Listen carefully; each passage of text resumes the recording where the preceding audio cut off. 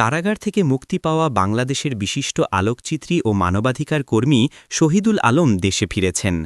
আজ ভোর ৫টার দিকে শহীদুল আলমকে বহনকারী বিমান হজরত শাহজালাল আন্তর্জাতিক বিমানবন্দরে অবতরণ করেছে।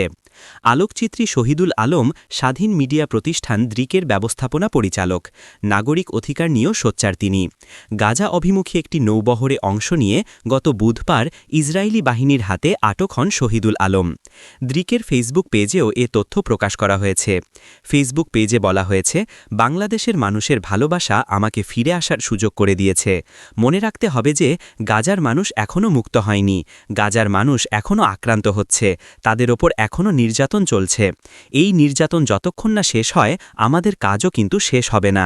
শহীদুল আলম বলেন, সারা পৃথিবী থেকে বাংলাদেশিরা যেভাবে সাড়া দিয়েছেন, দোয়া করেছেন, বাংলাদেশ সরকার ও তুরস্কের সরকার যেভাবে সাহায্য করেছে, সবাইকে ধন্যবাদ জানাই। তিনি আরও বলেন, আমি যেতে পেরেছি, অনেকে পারেনি, অনেকে যেতে চেয়ে আমার সাথে যোগাযোগ করেছে। আমাদের মতো আরও হাজার ফ্লোটিলা যাওয়া দরকার, যতদিন না ফিলিস্তিন স্বাধীন হয়। আমাদের আসল সংগ্রাম এখনও বাকি আছে। ফিলিস্তিন মুক্ত না হওয়া পর্যন্ত আমাদের সংগ্রাম চলবে। দখলদার ইসরায়েলের বেআইনি আটক থেকে মুক্ত হয়ে আজ ভোরে ঢাকায় ফিরেছেন আলোকচিত্রী ও দ্রিকের ব্যবস্থাপনা পরিচালক শহীদুল আলম। শহীদুল আলমকে বরণ করতে বিমানবন্দরে উপস্থিত ছিলেন তার স্ত্রী ও মানবাধিকার কর্মী রেহুনুমা আহমেদ, জাতীয় জাদুঘরের মহাপরিচালক তানজিম ইবনে ওয়াহাব, আলোকচিত্রী ও গবেষক মুনেম ওয়াসিফ সহ অনেকে।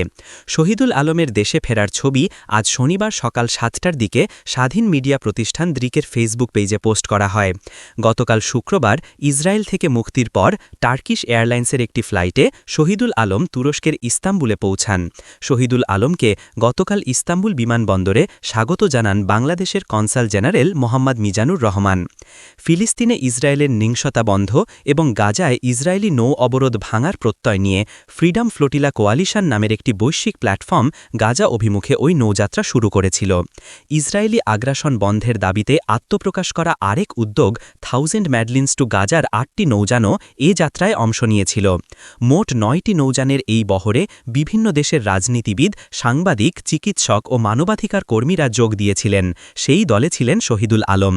পরে শহীদুল আলমসহ আটক অনেককে ইসরায়েলের কেছিয়েত কারাগারে নিয়ে যাওয়া হয়।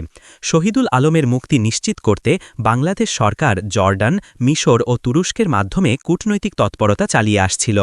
শহীদুল আলমের মুক্তি ও ইসরায়েল থেকে তার প্রত্যাবর্তনে সহযোগিতা করার জন্য তুরস্কের প্রেসিডেন্ট রিসেপ তাইয়েব এরদোগানের প্রতি কৃতজ্ঞতা জানিয়েছেন বাংলাদেশের প্রধান উপদেষ্টা অধ্যাপক ড. মোহাম্মদ ইউনুস।